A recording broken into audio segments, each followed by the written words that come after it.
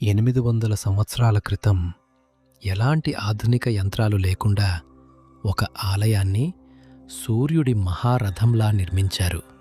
కానీ అసలు షాక్ ఏంటంటే ఆ రథానికి 24 చక్రాలెందుకు? 7 గుర్రాలెందుకు? మరి ఈ మహా ఆలయం చివరికి ఎందుకు శిథిలమైంది? ఇది ఒడిశాలోని కోనార్క్ సూర్యదేవాలయం.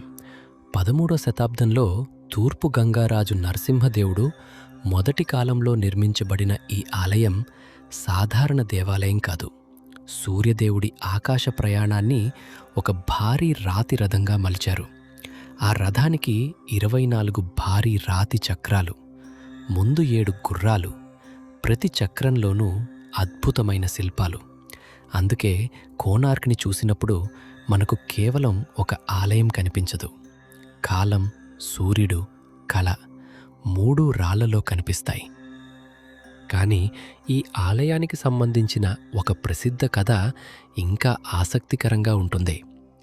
ఆలయ నిర్మాణం పూర్తి చేయడానికి 12 సంవత్సరాలు పట్టిందనే జనగాథ, చివర్లో ఒక బాలుడు చేసిన అద్భుతమైన పని, ఆ తరువాత జరిగిన విషాదం, ఇవన్నీ ఇప్పటికీ కోనార్క్ కథలో భాగంగానే వినిపిస్తాయి.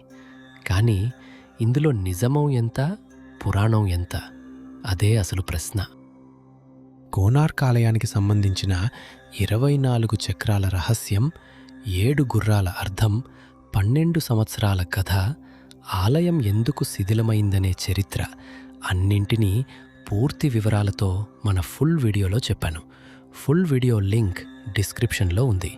అలాగే ఈ షార్ట్ పైన కనిపించే ఐకార్డ్లో కూడా ఫుల్ వీడియో ఇచ్చాను. అక్కడ క్లిక్ చేసి కోనార్క్ సూర్య దేవాలయం రాళ్లలో దాగిన రహస్యం పూర్తి వీడియో చూడండి.